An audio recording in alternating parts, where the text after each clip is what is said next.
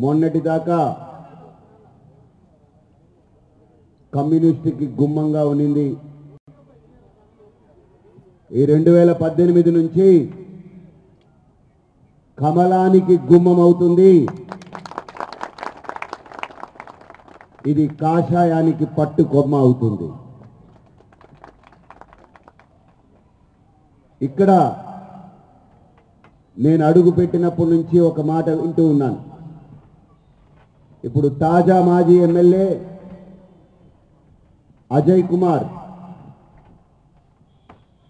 రౌడీయిజంతో పరిపాలన చేస్తున్నాడని, ఒక గూండాయిజంతో పరిపాలన చేస్తున్నాడని, ఖమ్మంలో వ్యాపారస్తులు కానీ మహిళలు కానీ ఉద్యోగస్తులు కానీ మీరేం భయపడక్కర్లేదు. నేనుంటాను, మీ కూతవేటు దూరంలో ఉన్నాను. ఇలాంటి రౌడీల్ని గూండాల్ని తరిమి కొడదాం. మీరందరూ 7వ తేదీన ఆ ఒక్కరోజు మీరు ఓటేయండి. ఆ ఒక్కరోజు ఓటేయడానికి బద్దకించారా 5 సంవత్సరాలు మీకు నరకం చూపిస్తారు వీళ్ళు. ఆ ఒక్కరోజు వేసే ఓటు 5 సంవత్సరాలు ఈ ఖమ్మాన్ని అభివృద్ధి పదంలో నడిపిస్తుంది. మీ భవిష్యత్తుని నిర్ణయించుకునేటువంటి రోజది. ఓటంటే మనకి ఎందుకులే, మన లైన్లో నిలబడి ఎండ లేకపోతే ఇవన్నీ ఇబ్బంది అనుకుంటే మీరు భారతీయులు అనిపించుకోలేరు. ఎందుకంటే నేను భారతీయుణ్ణి అని చెప్పుకునేదానికి 5 ఏళ్లకొక్కసారి మనకు వచ్చే అవకాశం ఓటు అనే మన యొక్క ఉనికిని చాటుకునే ఆయుధం. ఈరోజు పచ్చి మోసం దగా చేసినటువంటి పార్టీ టిఆర్ఎస్ పార్టీ.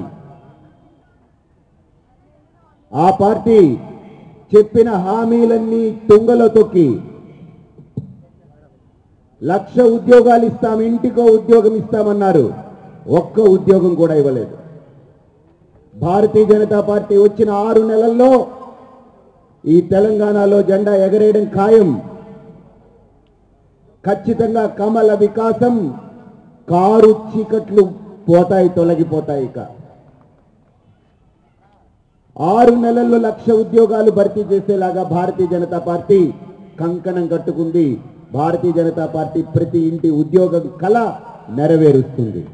అంతేకాదు ఖమ్మం పరిసర ప్రాంతాల్లో ఉన్నటువంటి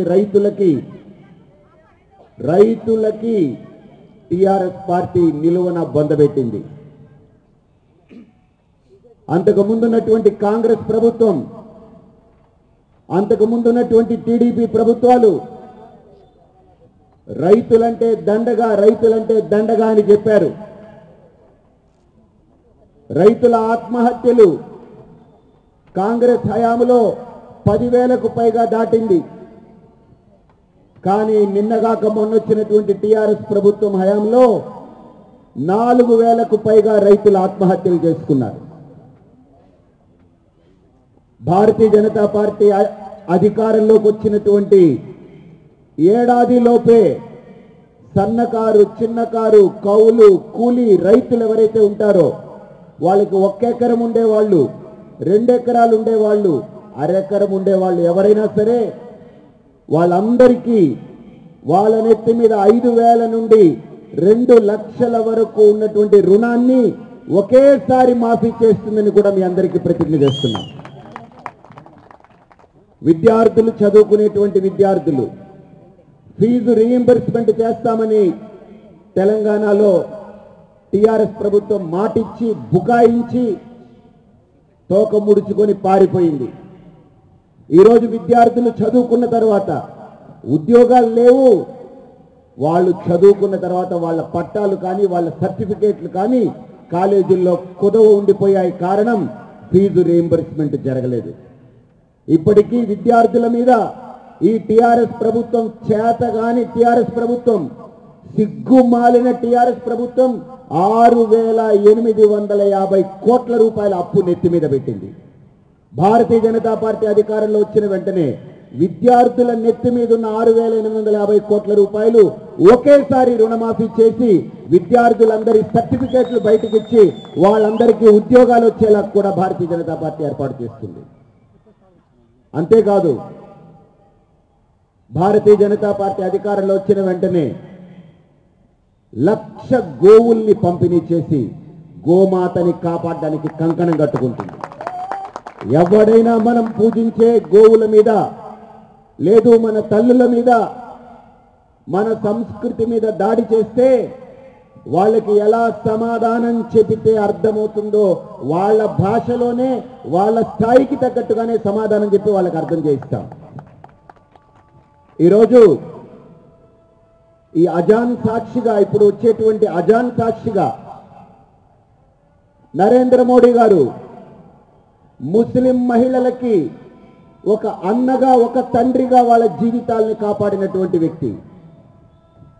కొంతమంది ముస్లిం మహిళలందరూ కలిపి నరేంద్ర మోడీ గారి దగ్గరికి వెళ్ళి భాయ్జాన్ మిమ్మల్ని మేము అన్నయ్య అని పిలుస్తున్నాం, ఎందుకంటే మా జీవితాలు గాల్లో పెట్టిన దీపాల్లా ఉంటాయి. ఎప్పుడైనా మా ఇంట్లో నచ్చక నా భర్త తలాక్ అంటే నా జీవితం చెత్తబుట్టలోకి వెళ్ళిపోయినట్టే. నేనే కాదు నాతో పాటు నా బిడ్డలందరూ కూడా దిక్కులేని వాళ్ళు అయిపోతారు. ఎలాగన్నా మమ్మల్ని కాపాడండి అని అంటే దాని మీద పోరాటం జరిపి న్యాయ పోరాటం కూడా జరిపి ప్రజల్లో చైతన్యం తీసుకొచ్చి ముస్లిం మహిళలందరికీ తలాక్ బాధ నుండి విముక్తి కల్పించి తలాక్ అన్నవాడికి జలక్ ఇచ్చేలాగా ముస్లిం మహిళలందరినీ కాపాడిన చరిత్ర కేవలం నరేంద్ర మోడీ గారిది. ముస్లింలు అని పగటి ఏడుపు ఏడ్చేటువంటి టీఆర్ఎస్ ప్రతినిధి టీఆర్ఎస్ అధినేత కేసీఆర్ అలాగనే కాంగ్రెస్ వీళ్ళందరూ కూడా వేషాలు వేసి ముస్లిం మహిళలందరికీ కూడా కేవలం ద్రోహం చేస్తూ వచ్చారు. వాళ్ళు ఆ మహిళలకి రక్షణ కల్పించినటువంటి చరిత్ర నరేంద్ర మోడీ గారిది. బేటీ బచావ్ బేటీ పడావ్ అనేటువంటి నినాదంతో ముస్లిం చిన్న పిల్లలు ఎవరైతే ఆడపిల్లలు ఉన్నారో ముస్లిం మతానికి చెందినటువంటి పిల్లలు ఎవరైతే ఉన్నారో ఆ మైనారిటీ ఆడపిల్లల్ని రక్షించుకునే దిశగా వాళ్ళని అరబ్ దేశాలకి అమ్మకుండా భారతదేశంలోనే వాళ్ళ కాళ్ళ మీద వాళ్ళు నిలబడేలాగా అద్భుతమైనటువంటి పథకాన్ని రూపొందించి ఆ పిల్లల్ని కాపాడుతున్నటువంటి తండ్రిలా తాతయ్యలా ఈరోజు నరేంద్ర మోడీ గారి రుణం తీర్చుకునేదానికి మీరు ఆశ్చర్యపోతారు. ఖమ్మంలో ఉన్నటువంటి ముస్లిం మహిళలందరూ కూడా లైను గట్టి మరి కమలం పువ్వు మీద ఓటేయడానికి సిద్ధంగా ఉన్నారు. నా భరోసా ఇక్కడ ఉన్నటువంటి మన శారదమ్మను గెలిపిద్దాం. మీ అందరిని అడుగుతున్నా, కంచ ఐలయ్య లాంటి చీడ పురుగుని పోషించింది ఎవరు? ఈ టీఆర్ఎస్ ప్రభుత్వం కాదా? అతను సిగ్గు లేకుండా కోమటోళ్ళు స్మగ్లర్లని మాట్లాడితే ఒక్కడంటే ఒక్కడు మాట్లాడలేదు, ఒక్క పార్టీ నిలబడలేదు. అప్పుడు ఆ కోమటోళ్ల మధ్యలో నిలబడ్డటువంటి ఏకైక వ్యక్తి స్వామి పరిపూర్ణానందని మీ అందరికీ తెలుసు. నేను చెప్పాను రా తేల్చుకుందాం, ఎక్కడికి రమ్మంటే అక్కడికి వస్తాను, ఎవరు స్మగ్లర్లు అనేది తేలుస్తానని. ఆ రోజు మీడియా సాక్షిగా కంచైలయ్య ఎంత స్మగ్లింగ్ చేశాడో పేపర్ల ఆధారాలన్నీ బయట పెడితే తోక ముడుచుకొని ఇప్పుడు ఎక్కడున్నాడు అడ్రస్ లేకుండా కూర్చున్నాడు ఆయన. ఈరోజు ఆర్యవైశ్యులందరూ నాకు రుణం తీర్చుకునే సమయం వచ్చింది. నేను మిమ్మల్ని రూపాయి అడగట్లేదు. ధైర్యంగా మీరు 7వ తేదీ ప్రతి పిల్ల పీచు మొత్తం ఓటున్నటువంటి ఆర్యవైశ్యులందరూ కూడా ఖమ్మం బూతులు నిండిపోయి కమలం పువ్వుని వికసించేలా గుద్ది తీరాలి. మీరు ఓట్లేయండి, మీ వెనక నేనుంటాను. మీ మీద ఎవరైనా అవాకులు చవాకులు పేరినా ఏం అజయ్ ఎక్కడి నుంచి ఊడిపడలేదు. ఒక్క తొక్కు తొక్కితే ఎక్కడికి పోవాలో పాతాళంలోకి తొక్కేస్తాం, ఏమి ఇబ్బంది లేదు. నేను వస్తాను మీ వెనక. ఒంటరి మనిషిని రమ్మనమని అజయ్ని ఎంతమందిని తీసుకొస్తాడో తెలుసుకుందాం, ఏం ఇబ్బంది లేదు. ఏం బెదిరిస్తాడా, రౌడీజం చేస్తాడా? ప్రజాస్వామ్యంలో బ్రతుకుతున్నాం మనం. ఈ దేశం నాది, ఈ భారత మాత మనది. ఇది ఎవడప్ప సొమ్ము కాదు. ఖమ్మం నడిబొట్టు నిలబడి చెప్తున్నా, శారదమ్మ గెలిచిన తర్వాత విజయయాత్రలో వస్తా. అదే పువ్వాడ అజయ్ ఇంటి ముందు నుంచి విజయయాత్ర చేస్తాం.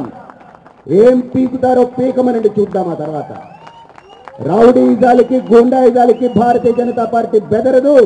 పిడికెలు బిగిస్తే భారతీయ జనతా పార్టీ దమ్మేమిటో 7వ తేదీ చూపిస్తాం. మనం కార్యకర్తలందరూ లేచి ఈ రోజు నుంచి రేయింబావుళ్ళు మనం పని చేయగలిగితే చిత్తశుద్ధితో పనిచేస్తాం. నాకు నమ్మకం ఉంది, ఒక్క పైసా తినకుండా అవినీతికి పాల్పడకుండా ఒక ఉన్నతమైనటువంటి కుటుంబంలో పుట్టింది శారదమ్మ. ఆవిడ ఒక్క పైసా తినాల్సిన పని లేదు. ఆవిడ డబ్బు 10 మందికి పంచి పెట్టగలిగే స్తోమతి భగవంతుడు ఆవిడకి ఇచ్చారు. ఆవిడ 5 ఏళ్లు మీకు సేవ చేస్తుంది. ఈ ఖమ్మం నియోజకవర్గంలో ఉండి ఇక్కడున్నటువంటి సమస్యలన్నింటినీ ఆవిడ పరిష్కరిస్తుంది. ఖమ్మంలో డ్రైనేజీ వ్యవస్థ బాగలేదు, రోడ్ల వ్యవస్థ బాగలేదు, దోమలు, కాలుష్యం, డెంగ్యూ ఫీవరు, జ్వరాలు, రకరకాల ఇబ్బందులతో మనుషులు బాధపడుతున్నారు. ఈ కాలుష్యం ఒకటైతే వీళ్ళ కాలుష్యాలు ఇంకొకటి. కారు గుర్తు, హస్తం గుర్తు, ఈ కాలుష్యాలు చాలా పెద్ద కాలుష్యం అయిపోయి. అందుకే నేను మొన్న ఒక మాట అన్నాను, స్వామీజీ ఈ రాజకీయాల మీద మీరు మీ అభిప్రాయం ఏమిటని అడిగారు. ఏమి లేదు, ఈసారి పాలిటిక్స్ గురించి 3 ముక్కల్లో చెప్తాను. కారు కేస్తే పొల్యూషన్, హస్తం కేస్తే మహాకూటమి కేస్తే ఇరిటేషన్, కమలం గుర్తు కేస్తే సొల్యూషన్. మీరు వేయకపోతే నాకేమి ఇబ్బంది లేదు, నేను హాయిగా ఉంటాను మెడిటేషన్లో, ఏమి ఇబ్బంది లేదు, నాకేమి ఇబ్బంది లేదు. మీకు నిజంగా సొల్యూషన్ కావాలా, శారదమ్మకు ఓటేయండి. మీరు మనస్ఫూర్తిగా శారదమ్మ ఓటుని మీ ఓటుగా భావించండి. మీకు తల్లి కావాలా లేదా వాళ్ళ లొల్లి కావాలా మీరే ఆలోచించుకోండి. భారత్ మాతా కీ, భారత్ మాతా కీ. అలాగే కేసీఆర్ ప్రభుత్వం 12% ఇస్తాము అని అబద్ధపు మాటలన్నీ మాట్లాడింది. మేము మైనారిటీలకి 12% ఇస్తామని. మైనారిటీ సోదరులు అర్థం చేసుకోవాలి, మీ ఓట్ల కోసం అబద్ధాలు చెప్తున్నారు, రాజ్యాంగ విరుద్ధమైనటువంటి మాటలు మాట్లాడుతున్నారు.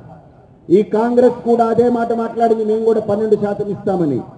ఈ 12% అబద్ధపు వాగ్దానాల వల్ల బీసీ కులాలకు చెందిన వాళ్ళందరూ పొట్ట చేతిలో పట్టుకొని రోడ్డెక్కాల్సిన పరిస్థితి వస్తుంది. కాబట్టి బీసీ నాయకులారా మీరందరూ ఆలోచన చేయండి. మీరు తిరగబడి కమలం పువ్వుకి గుర్తుకు ఓటేయండి. మీ బీసీ హక్కుల్ని భారతీయ జనతా పార్టీ కాపాడుతుంది. భారతీయ జనతా పార్టీ అంటే బీజేపీ అంటే మనందరికీ తెలిసింది భారతీయ జనతా పార్టీ అని. కానీ మరో అర్థం ఉంది, బడుగు బలహీన వర్గాల Janata party Bharatiya Janata party. BJP అంటే బడుగు బలహీన వర్గాల హక్కుల్ని కాపాడే జనతా పార్టీ భారతీయ జనతా పార్టీ. కాబట్టి మీరందరూ ఒక్క త్రాటిపై రండి, మనస్ఫూర్తిగా మీరు కమలం గుర్తుకు ఓటేయండి. ఇక్కడ కూర్చున్న ఒక్కొక్కళ్ళు 100 మందితో పలకరిస్తే చాలు, శారదమ్మ హాయిగా గెలిచిపోతారు. మీరు ఈసారి వేయబోయే ఓటు ధర్మానికి, ధర్మం కోసం ఒక అడుగు ముందుకు వేసి ఓటు వేయండి. ధర్మానికి ఓటు వేసేటప్పుడు మీరు ఎవరికి భయపడక్కర్లేదు. ఎంతకాలం భయపడుతూ బతుకుతాం? 6లో బతికిన 6లో చచ్చినా 100లో చచ్చినా చావు ఎప్పుడైనా చావే. నేను తెగించి బయటకు వచ్చాను. బరి తెగించిన వాళ్ళందరినీ ఎలా దులపాలో కూడా నాకు బాగా తెలుసు. కాబట్టి మీరేం భయపడకండి. ఖమ్మము నాకు దూరం కాదు. ఇప్పుడు ఇక్కడ ఎగిరిపోతే 20 నిమిషాల్లో హైదరాబాద్ వెళ్తున్నాను. ఈరోజు ఓల్డ్ సిటీ అంతా తిరగబోతున్నాను. అక్కడున్నటువంటి ఈరోజు మీరు చూస్తే టీవీలో భారత్ టుడే వస్తే చూడండి, ఓల్డ్ సిటీలో ముస్లిం మైనారిటీ మహిళలు నాతో పాటు ఈరోజు ఎంతమంది ర్యాలీలో పాల్గొనబోతున్నారు. ఖమ్మానికి నేను మళ్ళీ వస్తాను. మీకు కూతవేటు దూరంలో ఉంటాను. మీకు ఎవ్వరు ఏ ఆపద కల్పించినా ఖచ్చితంగా మేమందరం మీ వెనకాల ఉంటాం. 7వ తేదీ వరకు ఒకవేళ బెదిరింపులు, రౌడీజాలు, గూండాయిజాలు ఉంటే మీరు రికార్డు చేయండి. మీ సెల్ ఫోన్లో రికార్డు చేయండి, చేసి మాకు అప్పచెప్పండి. మేము వాళ్ళ అంతు చూస్తాం, తాట తీస్తాం. ఒక్కొక్కళ్ళకి ఎవరైనా రౌడీజం చేసినా, గూండాయిజం చేసినా ఏం చేతులు ముడుచుకుని కూర్చుందని మేమన్నా దద్దమలా? కొంతవరకు భరిస్తాం. కానీ ధర్మాన్ని తప్పి దారి తప్పి వస్తే ఎవరినైనా సరే ఊరుకునేది లేదు. ఎంత దూరం వాళ్ళు వెళతారో వెళ్ళమనండి, అంతకంటే దూరం వెళ్ళడానికి మేము సిద్ధంగా ఉన్నాం. వీళ్ళు ఎంతకెంత పరిగెడితే హైదరాబాద్ దాకా పరిగెడతారు, కానీ నేను అడుగు వేస్తే ఢిల్లీ దాకా పరిగెట్టగలను. వీళ్ళని గల్లీ గల్లీ తిప్పిస్తాను. మళ్ళీ ఎవ్వరూ భయపడాల్సిన అవసరం లేదు. ఒక పరిపూర్ణానందగా మీ ముందు నేను మాటిస్తున్నాను. మీ అందరికీ నాది భరోసా నా గుండెల మీద ఇస్తున్నాను. భారత్ మాతా కీ, భారత్ మాతా కీ. నేను బయలుదేరాలి. ఇప్పుడు హైదరాబాద్ చేరుకోవాలి తొందరగా. మీ అందరి దగ్గరికి మళ్ళీ వస్తాను. విజయయాత్రలో పాల్గొందాం. మీరందరూ క్రమశిక్షణతో ఈ 9 రోజులు నవరాత్రులు దీక్షలా చేయండి. ఈ తల్లిని గెలిపించుకుందాం. శారదమ్మ గుర్తు కమలం పువ్వు. శారదమ్మ గుర్తు, శారదమ్మ గుర్తు. భారత్ మాతా కీ, భారత్ మాతా కీ, భారత్ మాతా కీ.